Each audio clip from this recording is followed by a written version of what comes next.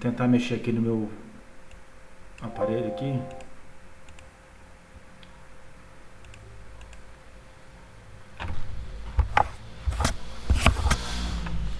Melhorou o som? Tá melhor?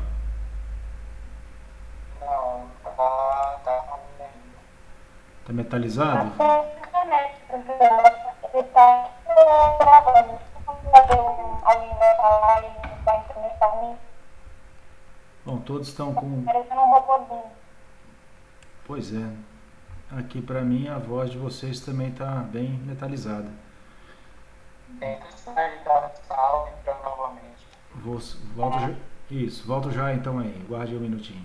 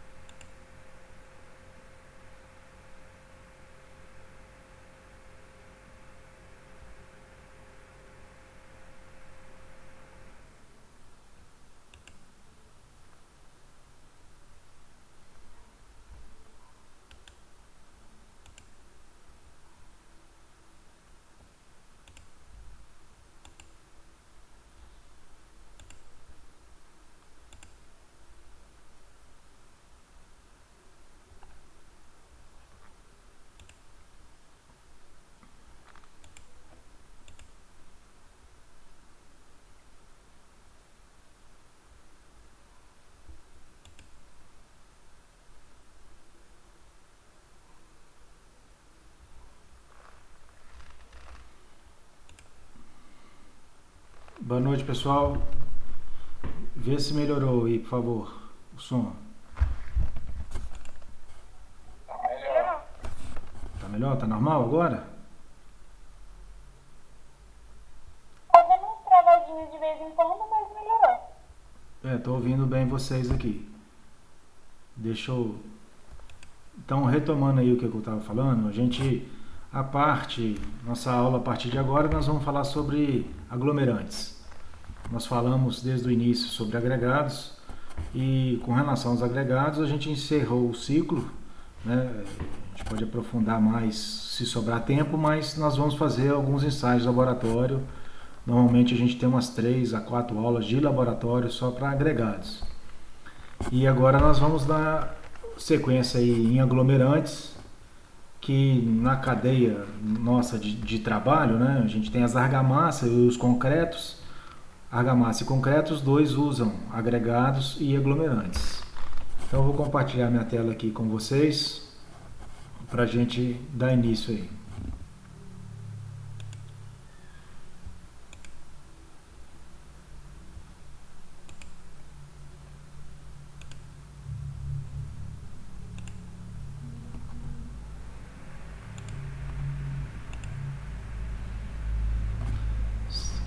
Está compartilhada a tela aí? Está todo mundo enxergando? Eu não consigo ver o chat aqui, então vocês vão ter que falar. Enxergando. No primeiro slide. Ok, então tá. Esses slides eu postei lá no blog também, tá, gente? A gente vai... acabei de colocar lá, então vocês já podem acompanhar a matéria aí. Assunto de hoje nosso é aglomerantes, que é um material que confere a resistência, tem a função de conferir resistências às argamassas e fazer a colagem entre os materiais, unindo aí os agregados. Então a gente tem uma série de aglomerantes, para fazer um paralelo para vocês já de início. O aglomerante lá do concreto é o cimento Portland, mas não é o único aglomerante que nós vamos... Sim.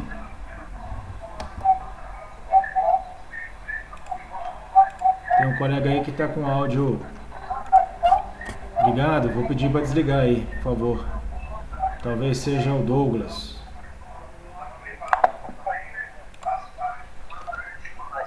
Meu celular sempre trava.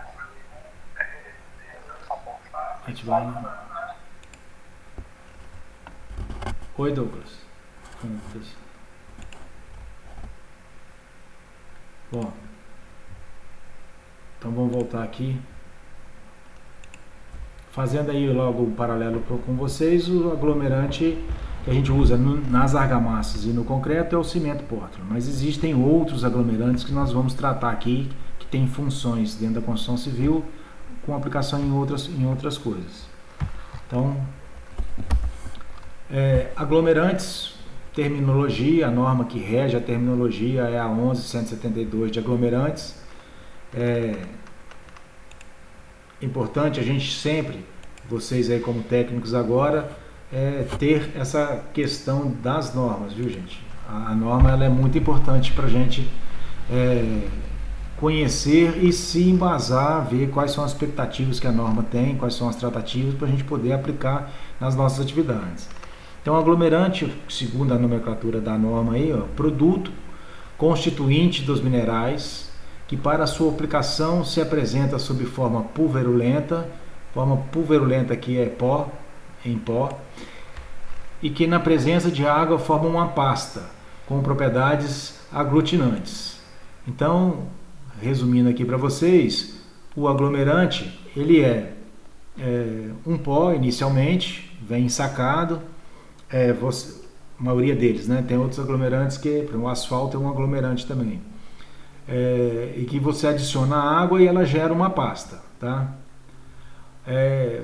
Isso, quando o aglomerante é mineral, sempre a forma original dele vai vir em pó, ensacada, para a gente poder transformá-lo em argamassa, tá? E a função dele principal, prioritária, é fazer aglutinar, ou seja, colar as peças, areia, brita, fazer a união entre esses materiais.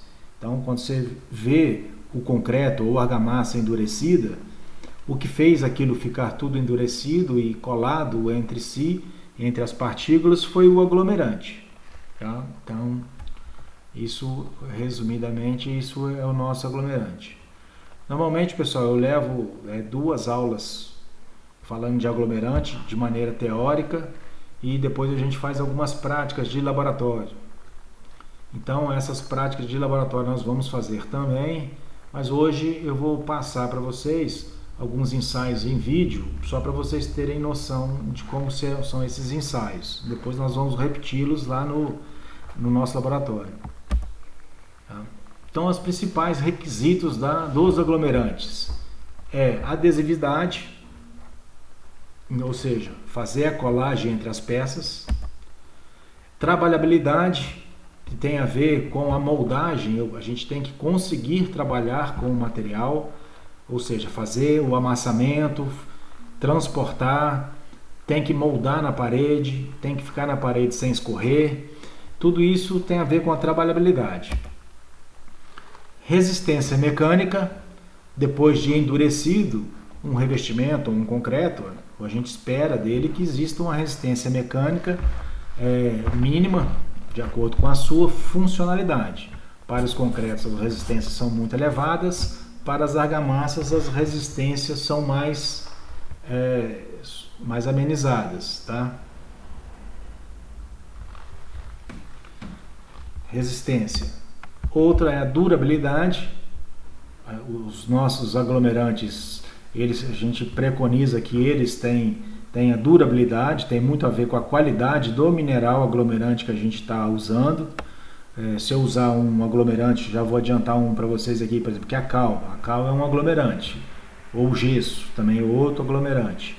Se eu usar um gesso ruim, eu não tenho durabilidade na minha argamassa. Então tem a ver a durabilidade com a qualidade do mineral original. Tá? Economia, isso na engenharia e na arquitetura vai estar presente em todas as atividades que vocês forem fazer, executar, desde projeto à execução de obra.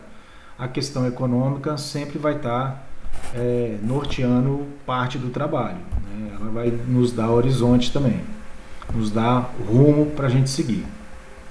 Posso ter um aglomerante especial, um mineral que seja um aglomerante maravilhoso, mas se a extração dele for muito cara, ele inviabiliza, então não nos interessa. Nos interessa aglomerantes que viabilize as nossas argamassas e concretos de forma economicamente viável. Bom, de modo geral, do lado direito aqui, pessoal, na imagem aí, eu estou mostrando para vocês um aglomerante que é o cimento, tá? Que a maioria de vocês já conhecem, se não todos. A origem do cimento, eu vou falar um pouco maior, mas já adiantando, é calcário e argila, moída, cozida e fundida em alto forno, e depois moído novamente, gera esse pozinho cinza que a gente conhece como cimento Portland. Existem vários tipos de cimento, nós vamos tratar deles aqui. E nós temos também, elas vêm ensacada, normalmente, né? Saco de cimento, saco de 50 quilos, um outro aglomerante que é a cal, normalmente vem em saco de 20 quilos. A cal, ela é um pozinho também branco, que a gente usa na mistura das argamassas mistas.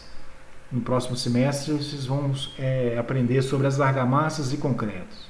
Então a gente tem uma argamassa que é a base de cimento, tem a argamassa à base da cal e tem a argamassa que a gente produz na obra, que é a mistura do cimento com a cal. A cal é esse pozinho branco aqui, que em contato com a água, junto ao cimento, são aglomerantes. Professor? Sim. O senhor fala muito de argamassa. A argamassa que a gente conhece muito é aquela que vem em pacote para colar revestimento. Mas toda massa que é feita com areia e cimento chama argamassa também? A gente chama de argamassa. O que é argamassa? De maneira simplificada, é um aglomerante, com a água gera uma pasta. Quando eu adiciono uma areia, eu estou fazendo uma argamassa. Então, as argamassas produzidas em obra, normalmente ela é a base de cimento e eventualmente cal. A cal a gente já está usando menos, a gente usa mais outros aditivos. São argamassa de contrapiso é uma argamassa para fazer reboco, emboço, argamassa colante, que é essa que você citou agora. A gente tem argamassa para chapisco, tudo isso são argamassas. Só que o assunto mesmo, argamassas, nós vamos ver vocês vão ver em duas disciplinas, em técnicas construtivas e em tecnologia dos materiais. Nós vamos tratar das argamassas, falar como que produz a argamassa. Nós vamos tratar aqui dos componentes, né? Que a gente começou pelos agregados, a areia faz parte, é um agregado da argamassa.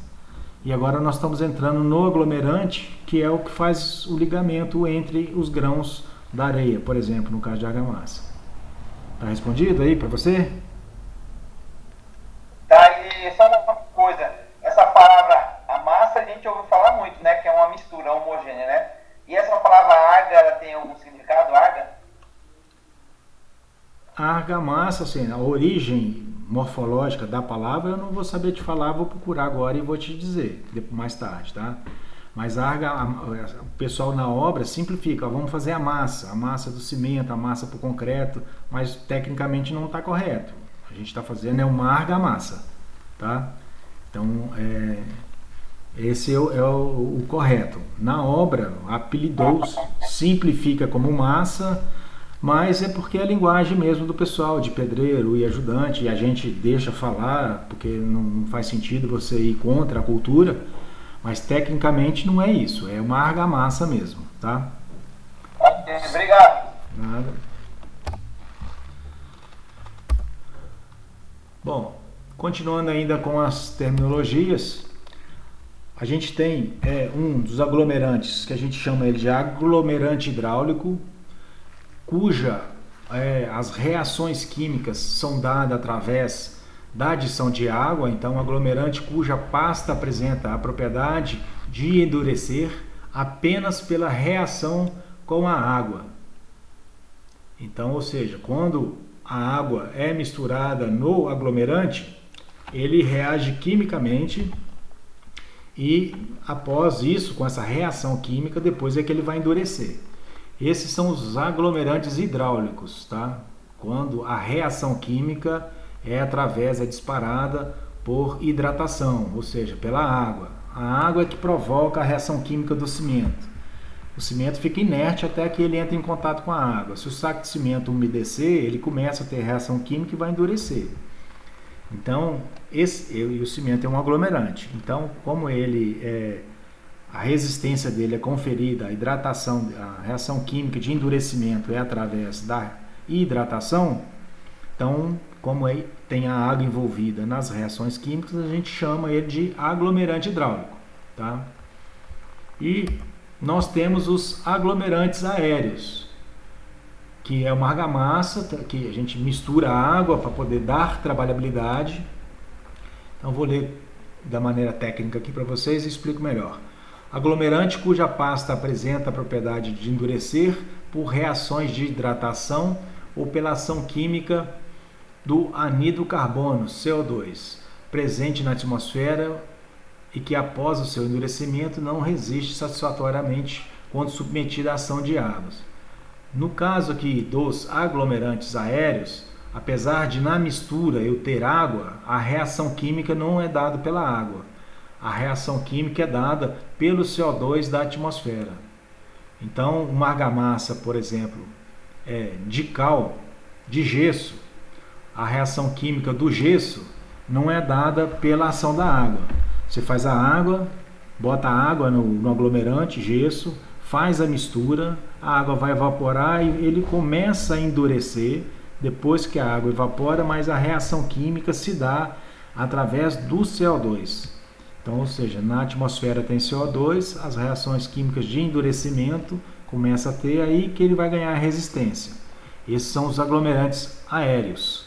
Então, nós estamos falando aí de dois tipos de aglomerante.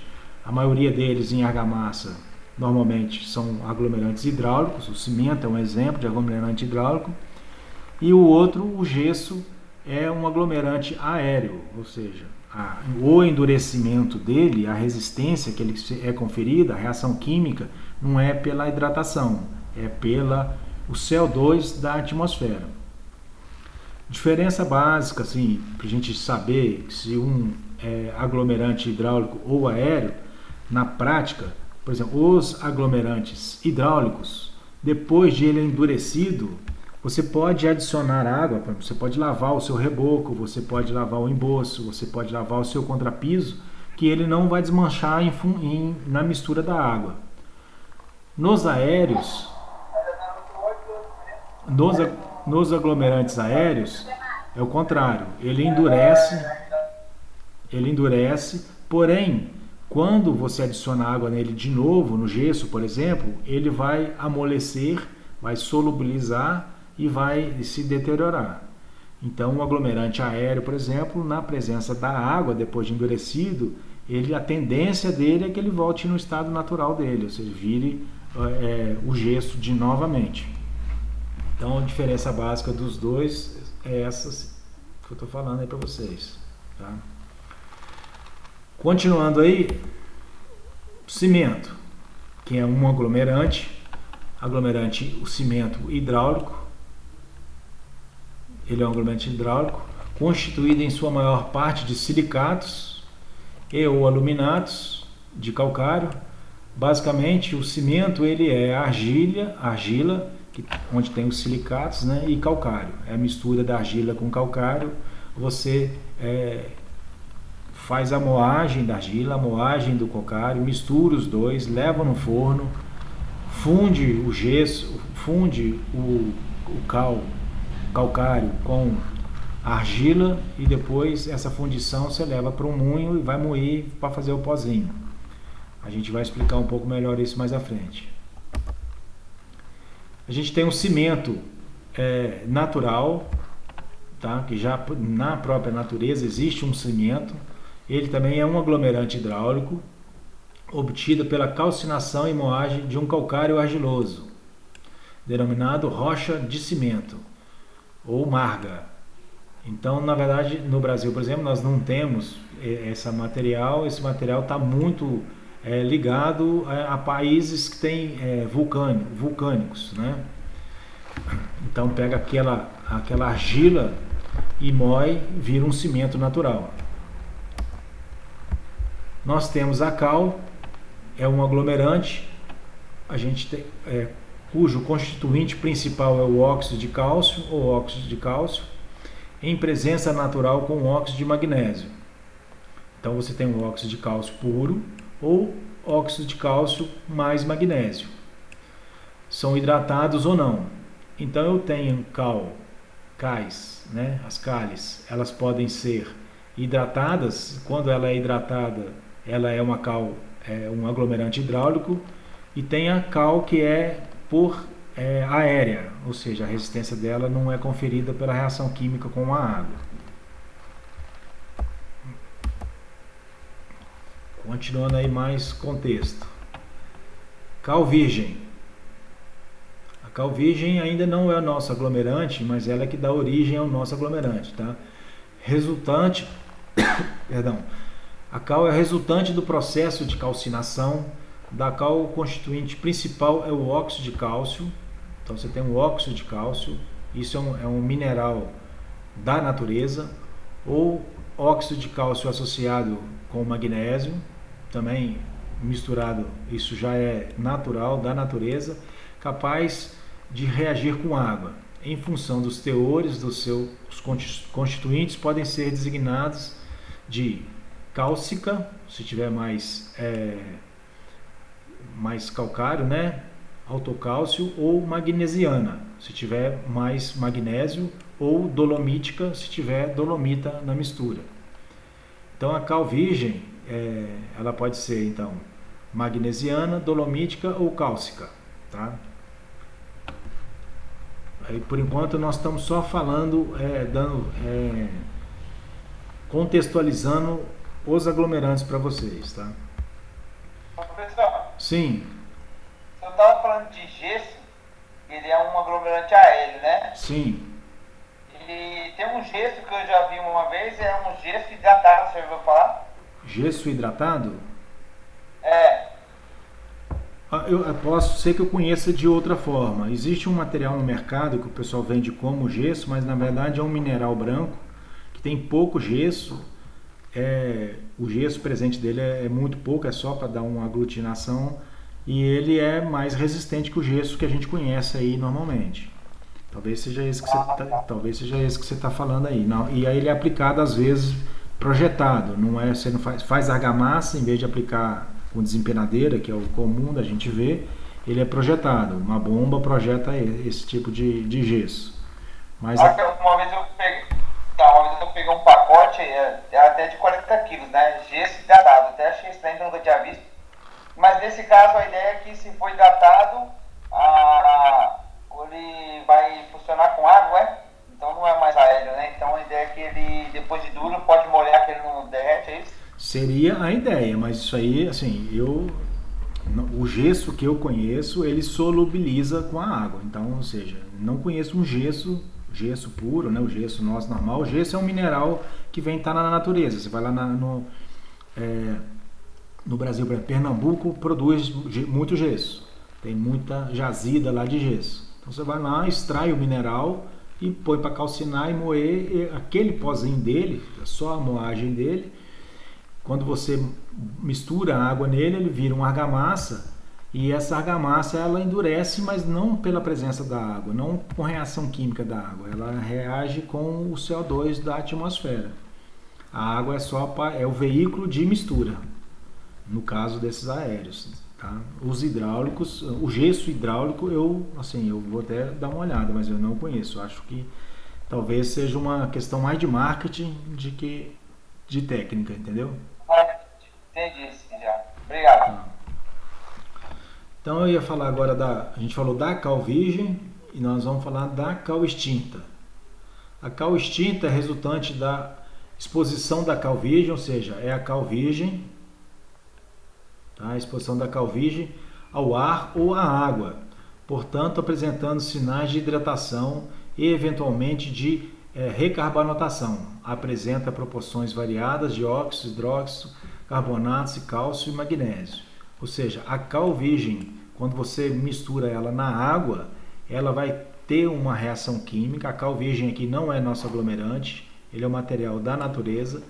Ele vai, na presença da água, vai sofrer reações químicas, ela vai causar uma expansão nesse mineral e essa expansão, depois de seca, vira um pozinho. Esse pó é a cal extinta. Aí a cal extinta é o nosso aglomerante. A cal virgem é que gera a cal extinta. Ok? Outro, a cal hidratada. Então a gente já está no terceiro tipo de cal aqui, ó. A cal hidratada, sob forma de pó seco, obtida pela hidratação, né, depois da água, adequada de cal virgem.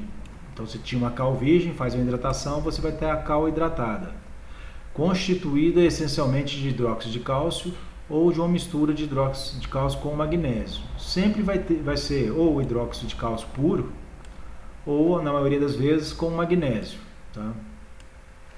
Ou ainda de uma mistura de hidróxido de cálcio e hidróxido de magnésio. Pode ter a mistura dos dois. A cal hidráulica, que é diferente da cal hidratada, que é cal hidratada, a outra é uma cal que a gente chama cal hidráulica. Sob forma de pó seco, obtida pela calcinação, ou seja, a calcinação é levada num forno em altas temperaturas e ela calcina, ela queima. A uma temperatura próxima à fusão do calcário com impurezas de sílico aluminoso, formando silicatos, aluminatos, ferritas de cálcio, que lhe conferem um certo grau de hidraulicidade. A cal hidratada é a cal virgem misturada na água, gera uma reação química que dá uma expansão na cal, depois dela seca ela vira um pó. Essa é a cal hidratada. A cal hidráulica, na verdade, é a cal virgem, ela vai para um forno, lá no forno ela é calcinada. A diferença de uma para outra é essa. Uma vai levada a um forno e a outra é só hidratada com água. Então, resumidamente, o que nós falamos aí até agora, de aglomerantes, a gente pode classificar da seguinte maneira. Então, aglomerantes, na verdade, são ligantes, né? É o que vai promover a ligação entre os agregados. A gente tem os hidrófilos, né? Hidrófobos e os hidrófobos.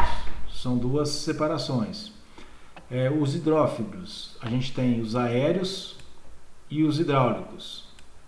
E os hidrófobos, a gente tem um exemplo que é o alcatrão, que é o que gera o betume, naturais e artificiais. O betume é o constituinte do asfalto, tá? Essa pecinha aqui, ó, vou ampliar aqui para vocês verem. Então, é um pedaço de asfalto, né? É o hidrófobo. Sobretudo em impermeabilização e pavimentos que a gente usa. Então, todo material de impermeabilização que vocês verem, normalmente de cor escura, cor negra, ele vem de cor preta, ele é de origem de asfalto, de betume. Então as mantas, a gente tem as mantas betuminosas e a gente tem o asfalto que faz pavimentação, que pode ser usinado a quente ou usinado a frio. Esses são os hidrófobos. E a gente tem os hidrófilos, né? Aplicação sobretudo em argamassas e concretos. E nos hidrófilos é o que a gente vem discutindo até agora. Aqui nessa configuração dos hidrófilos, nós temos eles, os hidráulicos e os aéreos. Aéreos, as reações químicas é através da atmosfera. E os hidráulicos, as reações químicas, elas são dadas através da hidratação do grão, do aglomerante, né, do grão do cimento, em contato com a água, gera uma reação química que causa, que causa ou endurecimento, tem ganho de resistência. Então, exemplo de cais de aglomerantes aéreos, a gente tem a cal aérea, gesso, e característica deles: não resiste à água depois de endurecido. Os hidráulicos, a gente tem a cal hidráulica, tem o cimento, e a característica dela é o oposto: elas resistem à água. Tá? Então, simplificando o que nós falamos até agora, esse resumo aqui, ele diz muita coisa para vocês. Tá? Vamos falar um pouco da cal.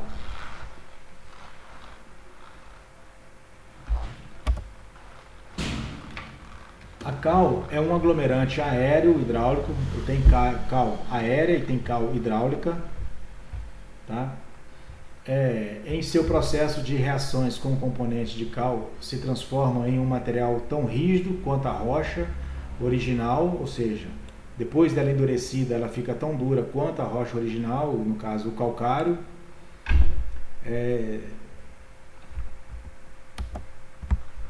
Podem ser considerados um produto manufaturado mais antigo da humanidade. A gente tem exemplos de argamassas e alvenarias que levaram cal desde antes de Cristo, então é bem antigo. Há registro de uso desse produto da data antes de Cristo. Um exemplo é a muralha da China, onde pode-se encontrar alguns trechos de obra e mistura bem compactadas de terra argilosa e cal. No assentamento das pedras lá, então a argamassa de assentamento das muralhas era com base na cal. Então é muito antigo. Construção civil, gente, infelizmente, você vê que há 500 anos a gente faz argamassa praticamente da mesma maneira que sempre foi feita. A diferença hoje é que você tem fornos melhores, o material é mais fino, mas a gente continua ainda repetindo as mesmas atividades o tempo todo. E a gente tem que passar isso para vocês, é o que nós vamos encontrar no mercado aí, tá? Por isso que a gente tem que passar isso para vocês. Então a cal, pela diversidade de aplicação, a cal está entre os 10 produtos de origem mineral de maior consumo no planeta. Estima-se que sua produção mundial esteja entre 145 milhões de toneladas por ano. Então, a cal, que é basicamente em argamassas, e também usada em fabricação de cimento, ela é muito utilizada. Então é um material que a gente não pode deixar de passar para vocês. Sua utilização engloba indústrias siderúrgicas. Indústrias siderúrgicas são as indústrias onde tem fabricação de aço, né, siderurgia. Você usa cal para remoção de impurezas. No setor de meio ambiente também você usa cal para poder extinguir terrenos contaminados, você usa cal. No tratamento de resíduos industriais, por exemplo, lixão, a gente usa cal para poder matar as bactérias, fazer os tratamentos dos resíduos. E na indústria de papel também usa cal para produzir a celulose. E o setor da construção civil, basicamente nas argamassas. Então a cal tem assim, um grande valor econômico e relativamente assim, um dos materiais mais baratos também. Por isso essa grande utilização dela. Substituir esse material tão barato é muito difícil. Você pode ter materiais que substituem a cal, existe, porém muito mais caro. Por isso que a gente vem insistindo em usar bastante cal. Nas obras usa menos hoje, a gente está trocando a cal por um aditivo que faz o mesmo papel da cal. Mas se tiver necessidade de produzir uma argamassa na obra, a cal vai ser necessária. Então, o que é a calcinação que a gente falou um pouquinho lá atrás lá? A calcinação é dos minerais. Minerais que constituem as rochas carbonáticas. Então, lá na natureza, eu tenho meu mineral, né, de rochas de calcário e magnesianas, né? Basicamente, elas são as calcitas e as dolomíticas. Aí a questão química está mais de referência aí para vocês. A gente não exige que decore não, tá? Mas as calcitas basicamente é o CaCO3 e a dolomita tem magnésio na mistura, então é o CaCO3 com Mg, que é o magnésio, mais CO3. Quando ela vai para o forno, né, o que vai perder nessa molécula aqui? Né? Quando ela vai para ser extinta, então tem a reação química e vai para a atmosfera o CO2. Vai para a atmosfera o CO2. Então a gente tem um teor parcela nesse mineral de cal e uma parcela de magnésio. Então a gente tem, variando de cal para cal magnesiana, a gente tem a cal cálcica, a cal dolomítica e a cal magnesiana. Só para ampliar aqui a imagem para vocês, talvez não fique claro aí pela internet, mas a cal calcítica é uma cal bem branquinha. E na natureza é uma pedreira, na verdade. A gente vai lá, é uma pedreira, é claro que ele não tem a dureza de um granito, mas a extração basicamente é da mesma maneira. Então a gente usa fornos para poder queimar a cal, né? Pegar esse calcário, e você tem fornos mais simples e que dá material com menor qualidade, que são os fornos mais singelos, né? Fornos de barros. E a gente tem alto forno que faz a calcinação, que realmente dá uma cal de primeira qualidade. Então a gente tem esse forno de barro, que não dá uma cal com qualidade, mas tem muito produzindo no Brasil. E a gente tem um forno tipo esse ASBE, que ele é um forno onde a siderúrgica usam como produto para limpar o aço e gera um subproduto que a construção civil usa, que é a cal calcinada. Então a calcinação, inicialmente eu tenho o CaCO3, a gente adiciona calor nele, a molécula ela é modificada, fica só a cal, que é o CaO, e o CO2, né, era CaCO3, vira só CO2. Uma molécula de O2 vem para cá, para o Ca vira cal. Isso aqui vai para a atmosfera. Isso aqui é perdido na atmosfera, é poluição. Né? Na verdade, a construção civil, tanto na fabricação de cimento, como na fabricação das cals, de calhes, é um dos maiores poluidores aí do mundo, né? Então, para produzir esses fornos aqui, principalmente esses mais modernos, as temperaturas para fundir a cal, para calcinar, elas são acima de 900 graus Celsius. Então, o ciclo da cal. O que acontece com a cal, gente? Para a gente poder entender o ciclo dela natural. A gente tem a cal, o calcário na natureza, que é o CaCO3. Vou tentar marcar aqui de outra cor, que o vermelho... A gente tem aqui o CaCO3. Esse CaCO3 ele é calcinado ou hidratado, então vira a cal. O CO2 sai daqui e vai para a atmosfera com calor, né? Então da cal vira cal hidratada. E depois essa cal hidratada, a gente faz uma argamassa. E essa argamassa, depois o CO2 que saiu aqui nessa produção, ele volta aqui para poder fazer o endurecimento da argamassa.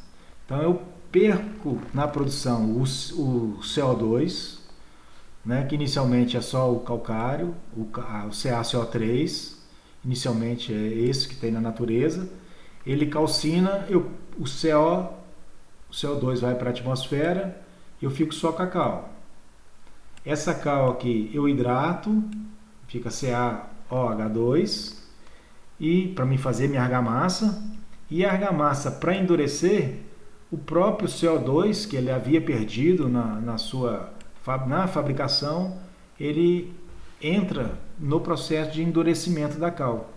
Então existe aí na literatura o que a gente chama de ciclo da cal, que na verdade lá na natureza você tem esse material, CaCO3, você vai para um forno, você perde o CO2, vai para a atmosfera, mas depois esse CO2 volta para poder fazer o endurecimento da argamassa. E isso é um ciclo que se constitui aí, em todas as literaturas que a gente for procurar, vai falar desse ciclo da cal aqui. Continuando aí com o ciclo da cal aí para a gente entender, a gente tem algumas espécies químicas, né? A gente tem a cal, a gente tem o CO2 e a gente tem a água nessa formatação. A gente tem na composição da cal 56% de calcário, 44% de CO2, que é o CaCO3, né? Se eu somar os dois aqui vai dar o CaCO3. E no calcário, eu não tenho nada de água, zero de água. Na cal virgem, né, depois que eu pego o calcário e ponho calor no calcário, aqui, ó, da cal virgem, para mim fazer ela do calcário virar cal virgem, o CO2 vai para a atmosfera, eu fico só com a cal, CaO. Então todo o CO2 foi para a atmosfera, ele fica cedendo de água, precisando de água para se hidratar. Então eu adiciono água nele para virar a minha cal hidratada. Essa cal hidratada, depois eu faço a argamassa, para ela endurecer eu preciso do CO2 novamente para ela endurecer. Vamos fazer a argamassa.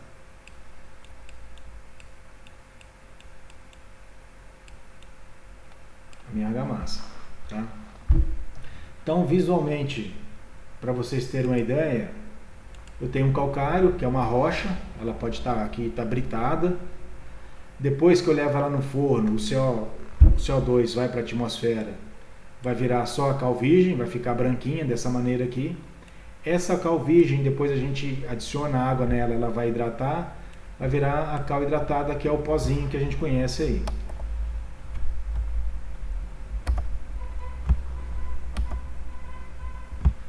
Então, cal hidratada. Pela exposição ao ar úmido ou através de hidratadores, ocorre a transformação da cal virgem, ou seja, a cal virgem, você põe água nela, em cal hidratada. A água vai fazer uma reação química, vai causar uma expansão nesse material e vai hidratar toda a cal virgem.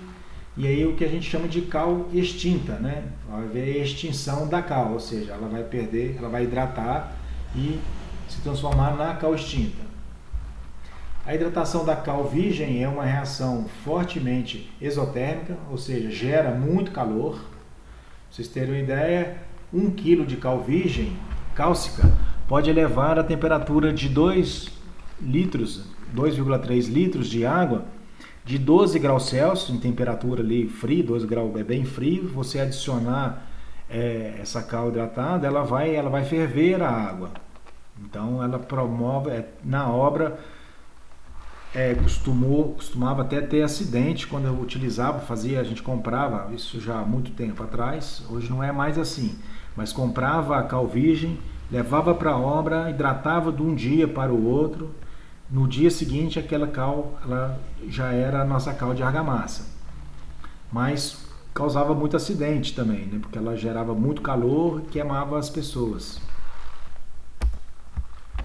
A cal hidratada é mais conhecida e estudada pela propriedade de aglomerante que transmite as argamassas, ou seja, ela é fundamental como aglomerante. Ela dá mais trabalhabilidade às argamassas. Aí quando a gente for estudar a argamassa lá, a gente vai ver que o cimento traz resistência, mas torna a argamassa muito dura. E a cal ela traz flexibilidade para a argamassa, mas tira a resistência da argamassa também. O processo de fabricação da cal hidratada consiste na calcinação de matéria-prima, ou seja, a queima da rocha. Desta queima resulta a cal virgem ou a cal aérea. A cal hidratada endurece em contato com o ar por recarbonatação dos óxidos, ou seja, quando o CO2, né, isso que chama de recarbonatação, porque ela tinha CO2 na sua composição, ela foi para o forno, o CO2 foi para a atmosfera, depois que ela virou a cal, para ela endurecer na argamassa, o CO2 tem que reagir novamente, então uma recarbonatação. Cal hidratada. Vou voltar aqui que eu pulei um aqui.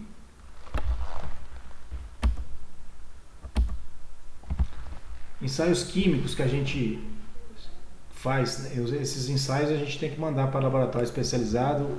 O ensaio da cal, especificamente, a gente não consegue fazer no nosso laboratório. Mas a gente tem que conferir nesses ensaios químicos da cal, pedir para ensaiar esse item aqui que é o anidro carbônico, que é o CO2, é liberado na queima das rochas de formatação da cal virgem. Se a rocha que deu origem à cal foi pouco queimada, o que vai acontecer? Você vai ainda ter CO2 ela não foi extinta, vai ter CO2 na mistura. Então esse não é o objetivo. O objetivo é perder todo o CO2. Então na queima diminui o seu poder de calor na parede de unir os outros constituintes na argamassa. Então o objetivo desse ensaio é ver quanto de CO2 ainda está remanescente naquela cal. Quanto menos, melhor é a cal. Quanto mais CO2 ficou, pior é a qualidade da cal. Óxidos não hidratados. Também é um outro ensaio que a gente tem que verificar o ensaio químico que é feito. Nós da construção a gente não faz, a gente passa para uma indústria química fazer, um laboratório químico fazer esse ensaio. Esse ensaio avalia a quantidade de cal virgem que não hidratou, é a mesma coisa. O outro vai ver quanto CO2 tem e aqui vai ver quanto de cal virgem ficou sem hidratar. Quanto maior essa quantidade, menor a fração de cal hidratada e com isso a qualidade da cal fica menor. Outro ensaio são os óxidos totais. Quanto maior for a fração de impureza presente na atmosfera, menor será a fração de óxidos totais. Pode-se dizer então que este ensaio verifica a qualidade da matéria-prima utilizada na fabricação da cal hidratada. E tem uma tabelinha na norma que diz quanto de óxido que tem que ficar na cal. Quais são as cales que a gente tem aí no mercado, tá? Então a cal, nós temos 3 tipos de cal, que é a CH1, CH2 e CH3. Esse 1, 2 e 3 dela indica o grau de pureza dela. Então, para cada uma dessas tem uma finalidade. Quanto menor esse número, por exemplo, C1, CH1, mais pura é a cal. Então, normalmente ela vem em embalagem de 20 kg. Todos os tipos têm que ser submetidos aos mesmos ensaios. Eu faço ensaio para um, eu faço ensaio para os 3. A diferença nos ensaios é que do 1 para o 3 existem tolerâncias diferentes. Professor, sim. A diferença entre elas também é no preço? A CH3 é mais barata do que a CH1? Sim, a CH3 ela é mais barata. E a CH1 é mais pura. Mas no mercado você tem aplicação para as 3, tá? Então vamos lá aqui. Todos os tipos têm que ser submetidos ao mesmo ensaio, mas as exigências, resultados melhores para a cal são CH1, ou seja, para CH1 você tem que ser mais exigente. Então lá na fábrica está produzindo a cal. Qual que é o tipo de cal que está sendo produzido? CH1, CH2 ou CH3? Então você classifica a cal na produção de acordo com a quantidade de óxido, de CO2 e de anidros. A gente separa a cal em CH1, CH2 e CH3. Isso significa que se o consumidor quiser uma cal mais pura, ele deve usar a CH1. Já que para ser definida dessa maneira, seus resultados estabelecem limites acima dos exigidos para CH3. Então, CH1, CH2, CH3, nos ensaios, se você for responsável por uma fábrica de argamassa, e essa argamassa, ou na sua obra você vai produzir argamassa, e ela está definida que ela vai usar cal, então, quando você mandar os seus ensaios, dependendo se é CH1, CH2 ou CH3, esses são os teores que a gente tem que aceitar. Ou seja, anidro carbônico na fábrica e no depósito, a gente tem que ser menor ou igual a 5% de anidro carbono para CH1, quanto para CH3 já é quase o dobro, né, de 13% a 15%. Passa mais que o dobro. Óxido de magnésio, na CH1 10%, na CH3 15%. Óxidos totais na base não volátil, ou seja, que não volatilizou, não saiu, não foi queimado, né, o que é remanescente, na cal magnesiana, cal e magnésio tem que ter maior do que 90% de pureza para o CH1, aqui que está me dando a minha cal, e para o CH3, 88% de cal. Então, ou seja, 90% contra 88%. 90% é mais puro que 88%. Então, o CH1 ela é mais pura do que a CH3. A cal hidratada, ela vem ensacada, tá? A gente tem vários fabricantes aí no Brasil. Botei só dois aqui para vocês, porque tem no mercado de Brasília, tem dos dois aí, tá? A Votorantim, que faz vários produtos, faz cimento, trabalha com cal, produz aço, faz várias coisas. Um dos produtos da Votorantim é a cal, tá? E aí o cimento Itaú também, você tem o cimento Itaú, que a Votorantim comprou, mas é uma fábrica no interior de Minas, que produz cal também. A cal hidratada nas argamassas. No estado fresco, a cal proporciona maior plasticidade. Então, por que eu uso cal na argamassa? Para me dar plasticidade na argamassa. Permitida melhor trabalhabilidade. Ou seja, se eu comparar uma argamassa de cimento puro com uma argamassa de cal, a argamassa de cal é mais fácil de trabalhar do que uma argamassa de cimento. Tá? Outra propriedade no estado fresco é a retenção de água.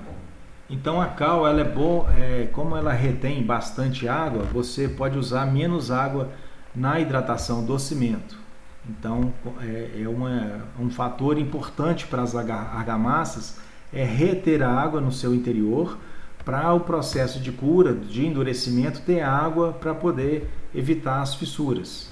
Então a retenção de água da cal ela é boa, ela evita as fissuras. O cimento não, o cimento reage, gera muito calor, tem mais fissuras, ele trinca mais a argamassa. No estado endurecido, né, essas duas propriedades primeiras é no estado fresco, é no estado da argamassa mole. O pedreiro preparou, eu ainda vou aplicar. Estou aplicando ela até eu terminar minha aplicação. Até eu terminar minha aplicação, a gente chama que a argamassa está no estado fresco. E já no estado endurecido, quando ela tem resistência, né, no estado endurecido a capacidade de absorver deformações ela é maior na argamassa de cal do que na argamassa de cimento. Uma argamassa de cimento fica muito rígida, então ela é muito dura, então ela absorve menos as deformações. Então a cal, ela, apesar de baixar a resistência da argamassa, ela para um revestimento, argamassa de revestimento, o ideal dela não é a resistência, é que ela consiga trabalhar, acompanhar o substrato, acompanhar ali a alvenaria ou o concreto, sem que ela trinque ou fissure. Se for muito rica em cimento, ela vai fissurar. Por isso que a gente usa argamassas mistas ou argamassa com aditivos, para evitar esse tipo de retração e de endurecimento. Elas têm que ser mais flexíveis.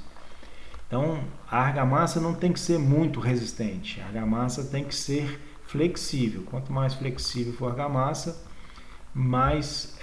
menos deformação, mais deformação ela absorve, então tem menos fissura. A única argamassa que precisa de resistência é a argamassa do concreto e a argamassa, por exemplo, de assentamento de alvenaria estrutural. Aí não, aí a gente precisa de ter resistência. Outra, no estado endurecido, possibilidade de diminuição de retração. Isso aí eu acabei de falar. Então a argamassa de cal, como retém bastante água, você pode usar menos água, então gera menos calor, então tem menos fissuras. Então diminui bastante as fissuras quando você faz uma argamassa com cal. Ela fica bem menos fissurada. Se fizer uma argamassa só na base de cimento, ela vai ficar toda trincadinha, porque o cimento é muito rígido. Bom, pessoal, se quiser ir interrompendo aí para a gente discutir alguma coisa, vocês vão abrindo o fone aí e vai falando, tá? Outras aplicações da cal aí. A gente usa cal não só na argamassa, mas a gente usa cal na pintura.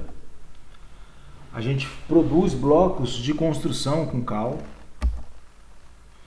A gente usa cal na estabilização de solos. O pessoal da engenharia, quando for fazer a aula de estradas, de mecânica dos solos, vai ver que a gente usa a cal para estabilizar o solo, para diminuir a água do solo e gerar uma certa resistência no solo.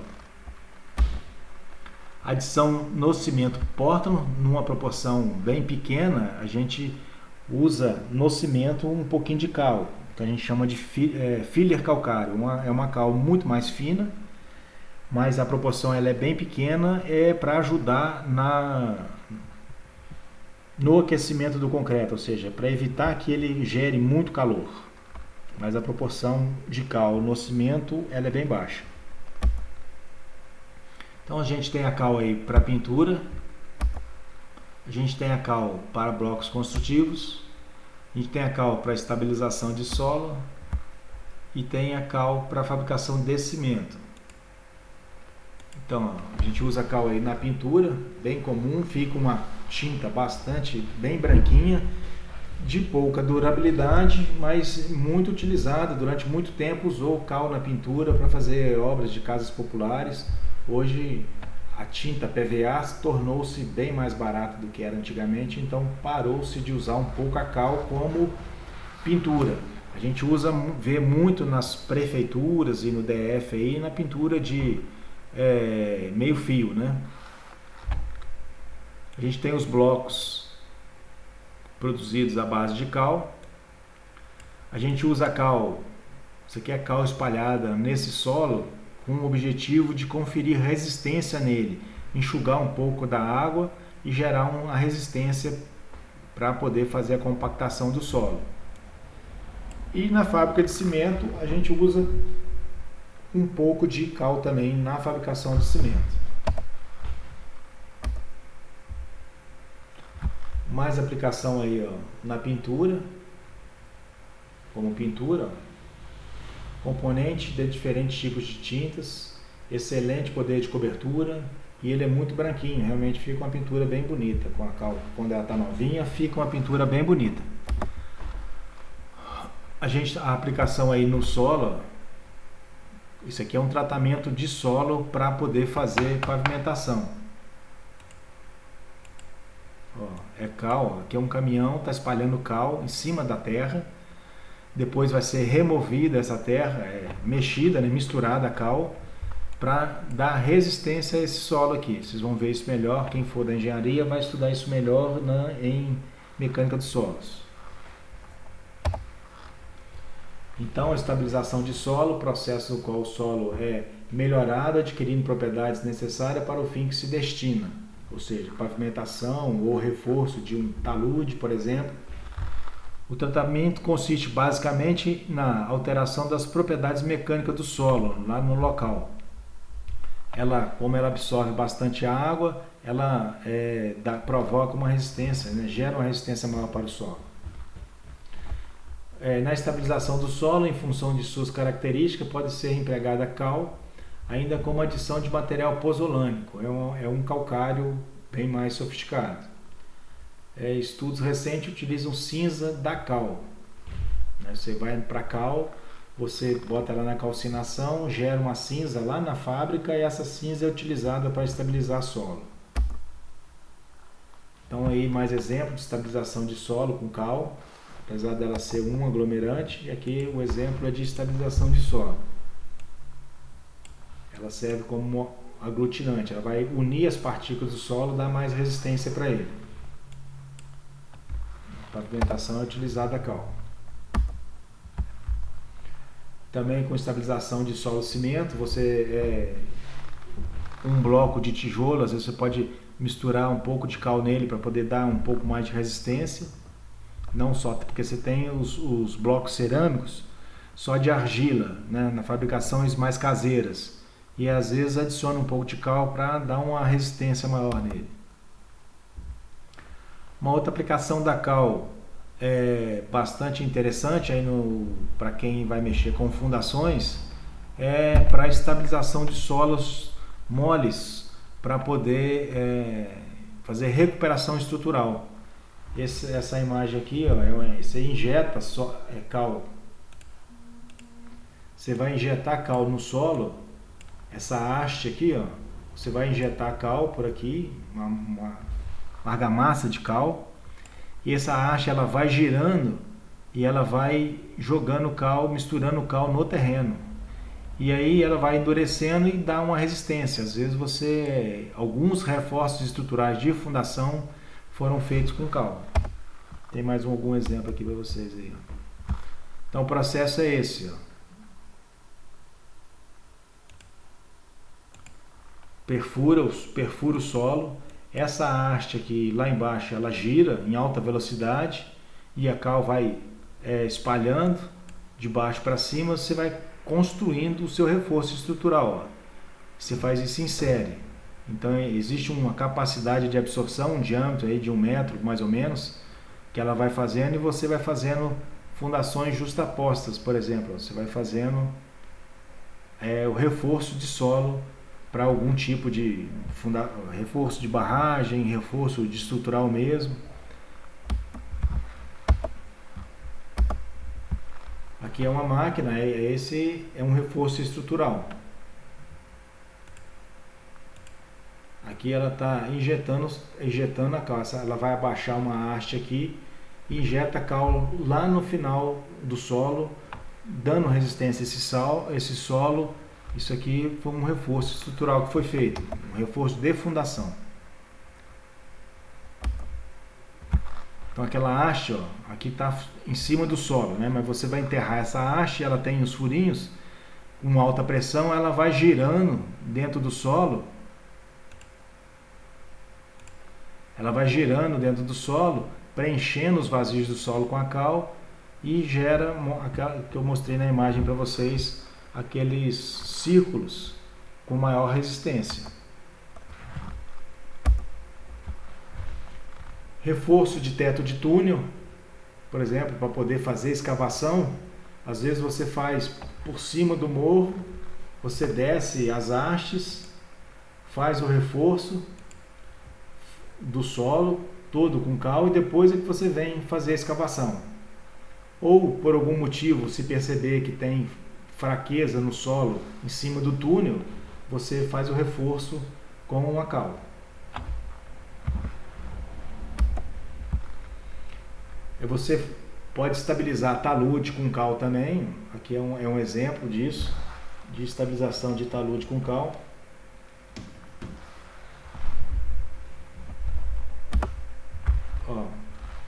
Os taludes precisam ser estabilizados, porque, por exemplo, se chover num talude desse aqui, ele pode desmoronar. Então você normalmente aplica a cal para poder dar uma estabilidade nele e ele não desmoronar. Reforço de talude, mais uma imagem de reforço de talude com cal. Cal para produzir concreto celular, né? Blocos de cimento, cal, areia e outros materiais silicosos. Produzidos em autoclave. Autoclave entre aspas, aí uma panela de pressão, você pega o bloco, leva para uma câmara que vai ser submetida à pressão, a cura química e a cura químico-térmica desse bloco é por pressão. Então é como se o bloco estivesse numa panela de pressão, você injeta pressão ali e ele vai aumentar a resistência do material. Então a gente chama de bloco autoclavado. Essa autoclavação a gente usa para diversos materiais, para bloco, para madeira, para tratamento de madeira também a gente usa as autoclaves.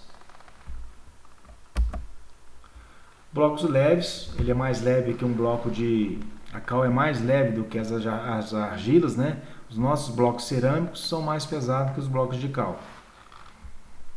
Ela tem boas propriedades termoplásticas, termoacústicas, ou seja, ele absorve bem a temperatura do exterior e não passa para o interior, e absorve bem o som exterior sem passar para o som interior. Então, um concreto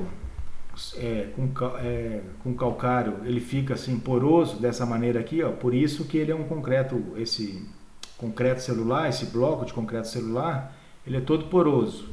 Por isso que ele é bem mais leve. A gente tem vários blocos desse sílico calcário aí. Tem obra em Brasília que foi executada com esses blocos.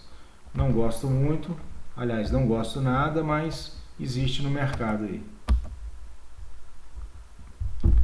Bloco sílico calcário que eu acabei de falar. Aqui é a produção de blocos. A cal está presente nisso tudo aqui. E as normas que gerem a cal, se a gente for trabalhar com cal, que a gente tem que observar são essas normas. NBR 7175, essa norma aqui é a cal para argamassa. A 9289, a cal hidratada para argamassa, determinação da finura. Se eu quiser classificar pela finura, eu tenho que usar essa norma. A norma 9205, cal hidratada para argamassa, determinação de estabilidade, a estabilidade da cal, a extinção da reação química dela. A NBR 9206, cal hidratada para argamassas, determinação de plasticidade. A 9206 também, a cal hidratada argamassa, determinação de capacidade de incorporação de ar, de areia no plastômetro. NBR 9290, cal hidratada para argamassa, determinação de retenção de água. Importante propriedade da cal e para as argamassas é essa retenção de água aqui, tá? Então, em substituição à cal... Oi? Vocês estão me ouvindo?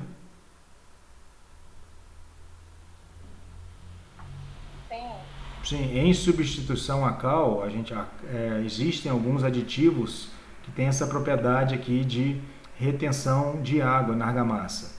Essas argamassas ensacadas em pó que a gente compra, ela não tem cal, é cimento, areia e aditivos. Esses aditivos faz isso que a cal faz, retém água.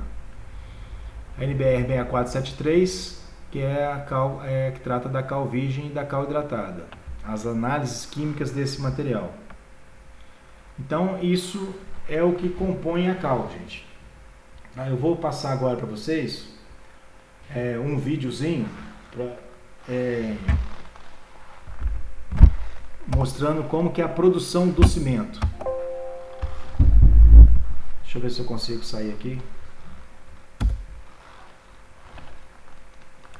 Que é um outro aglomerante, tá? Então é importante a gente conhecer essa produção do cimento. Então, rapidamente, para a gente encerrar a aula aí, vou precisar de umas 2 aulas para terminar esse assunto. Vamos passar esse aí sobre o cimento Portland, tá? Vou ver se... Acho que meu som está baixo aqui. Deixa eu diminuir meu som aqui. Aumentar.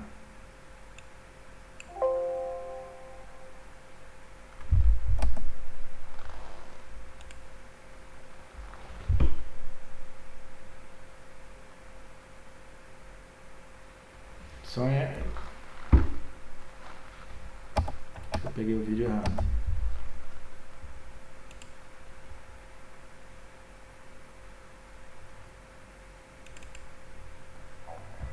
Esta é a fábrica de cimento St. Mary's, nas margens do Lago Ontário, no Canadá. O cimento é o ingrediente essencial do concreto. O concreto é basicamente composto por areia e cascalho. E o cimento é a cola que mantém tudo junto. Fábricas como esta precisam produzir muito porque nós consumimos muito cimento. O mundo usa cerca de 3 bilhões de toneladas de concreto todos os anos. A receita: triturar rochas imensas até transformá-las em pó usando tornados artificiais e cozinhá-las até formar uma lava derretida. Tudo isso para fazer o material que construiu o mundo que conhecemos.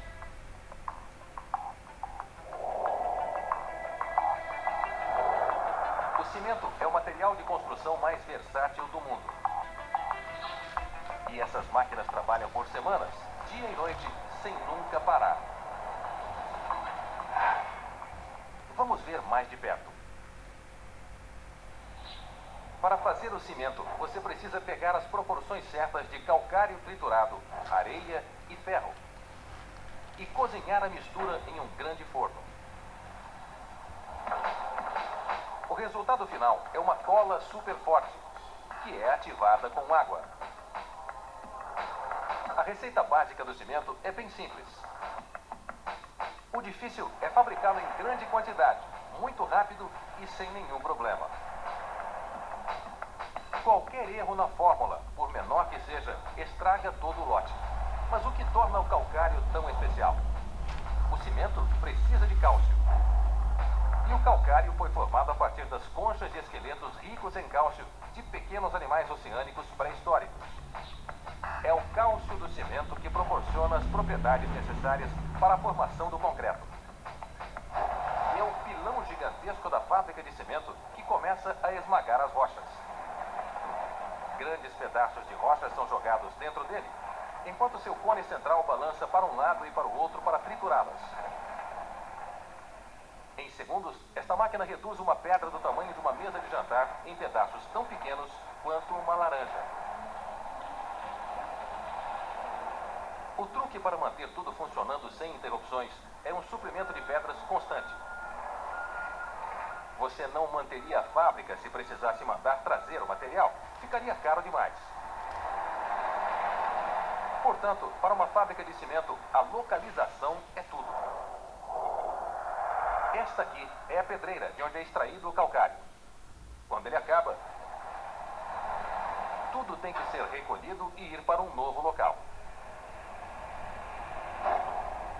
Para chegar até o calcário, ele precisa ser retirado camada por camada em uma mina a céu aberto. Os explosivos são colocados em buracos cavados com precisão por toda a borda da mina. As cargas são armadas como dominós. Todas elas detonam em menos de um segundo.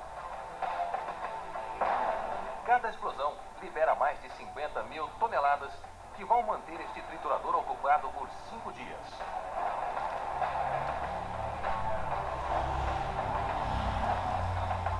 Os pedaços caem do primeiro triturador em uma esteira transportadora para serem processados. As rochas ainda vão passar por mais 2 trituradores antes de serem reduzidas a uma poeira tão fina que seria capaz de passar por um coador de café.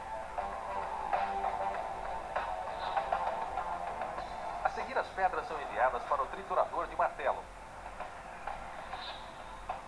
Ele as deixa do tamanho de bolas de golfe. Agora são adicionados ferro e areia. A mistura tem que ser perfeita e, para garantir, máquinas a monitoram a cada segundo. Elas podem ajustar a mistura na hora ou enviar alertas para um centro de controle.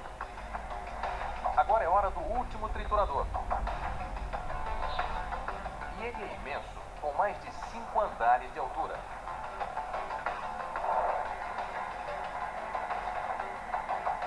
A mistura de rocha passa sob rodas de 55 toneladas que trituram tudo.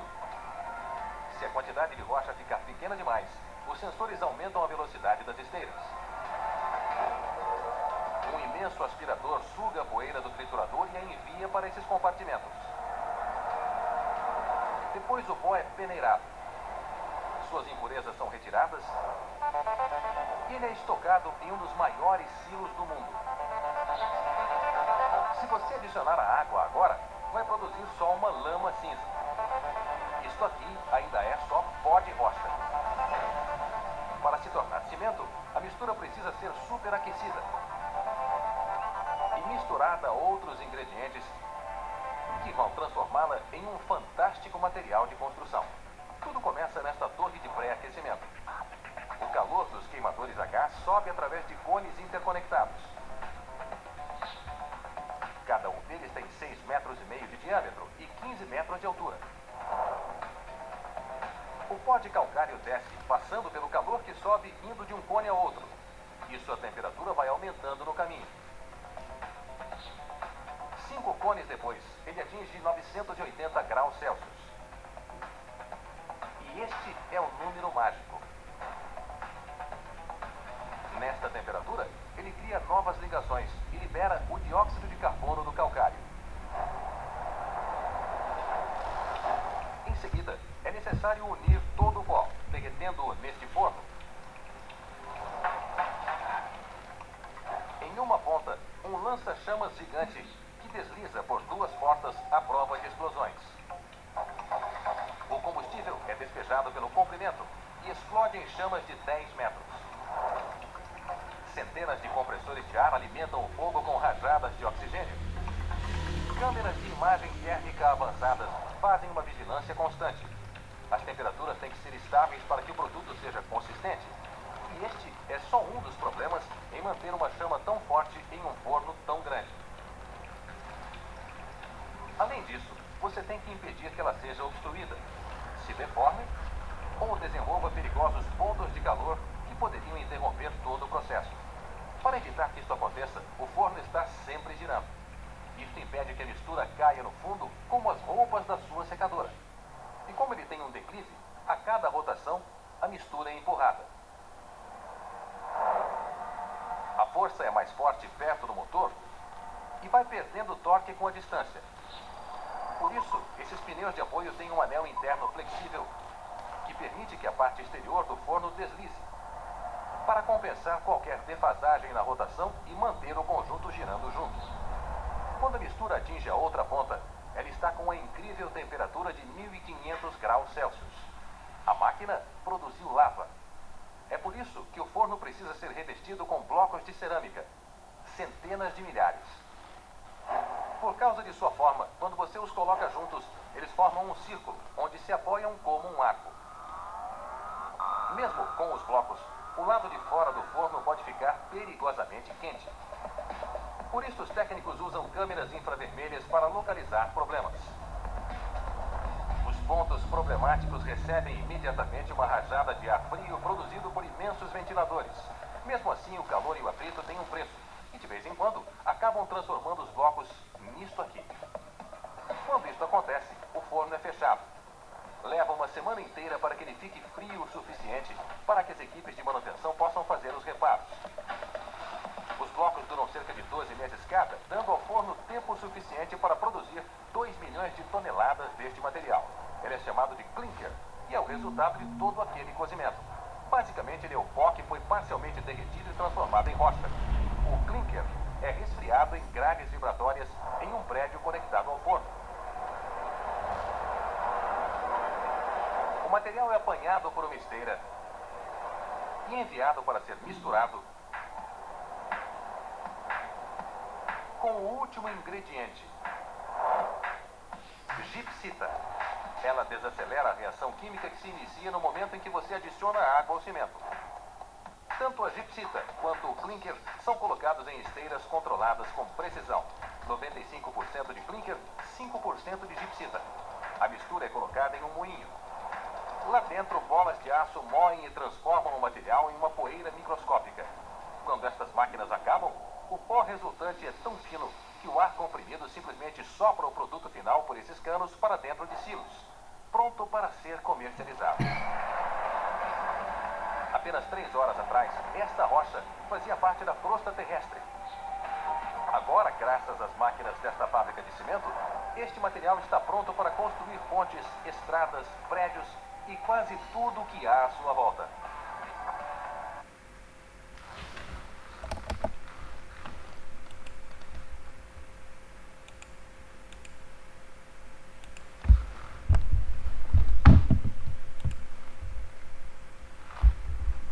Bom, pessoal, essa matéria nossa de aglomerante, a parte teórica dela é bem extensa.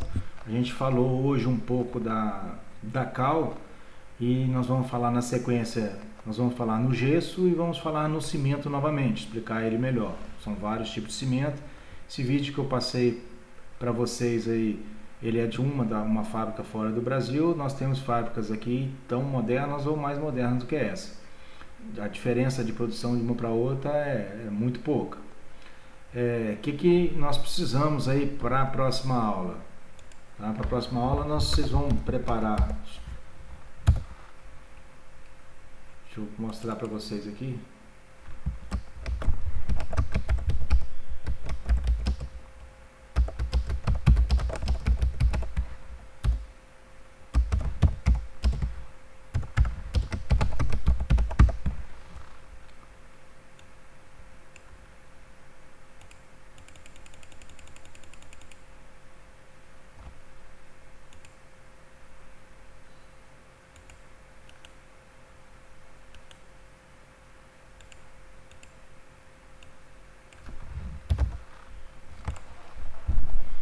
Então, pessoal, para a próxima aula, vocês vão preparar, em cima da aula de hoje, vocês vão produzir aí um questionário. Vocês é que vão... Paramos o vídeo. Ok. Vocês estão vendo a minha tela aí? Estão conseguindo ver minha tela, gente? Sim. Então, vocês vão produzir para a próxima aula, a entrega pelo blog, vai ter lá, né, questionário da aula de hoje com 10 questões. Vocês vão fazer perguntas e respostas individual e me encaminhar. E depois vocês troquem entre vocês essas questões, porque elas vão ser objeto da nossa prova também. Então, nós vamos usar essa prática, vai ajudar vocês a estudarem, né, e vai manter a turma aquecida dentro do assunto. Então, para a próxima aula, vocês vão entregar um questionário com 10 questões, perguntas e respostas sobre a aula de hoje. Ou seja, a aula de hoje nós falamos dos aglomerantes, focado bastante na cal. Então, é bem extensa essa parte expositiva, né? Era ideal a gente dar essa aula junto com o laboratório, mas infelizmente nós não podemos, né? No laboratório lá a gente tem uma dinâmica melhor com essa aula, mas não vou ficar estendendo ela muito, fica cansativo demais a gente ficar estendendo sem demonstrar as coisas de laboratório para vocês. Na próxima aula a gente vai falar sobre o gesso e vou passar alguns ensaios que a gente faz com o cimento. Ensaio de resistência, ensaio de consistência de argamassa. Vou mostrar para vocês como é que são esses ensaios. Tá ok? Vou fazer... Tudo bem? Se alguém tiver alguma pergunta aí, pode se manifestar. Tranquilo? Então, vou fazer a chamada aqui agora, tá? A aula... Sim. Pode falar.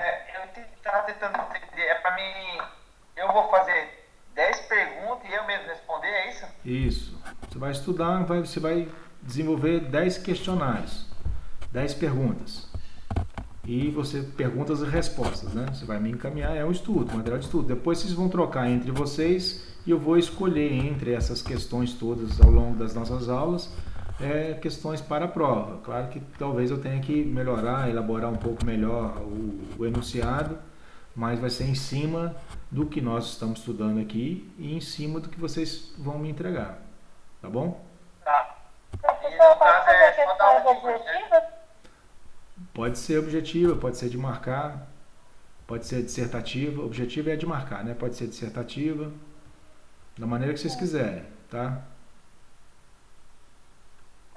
Em cima só da aula de hoje, né, professor? Você vai passar alguma chamada hoje? Vou fazer a chamada agora. É em cima da aula de hoje, ou seja, o assunto são a cal, né? Aglomerante, mas a gente focou na cal.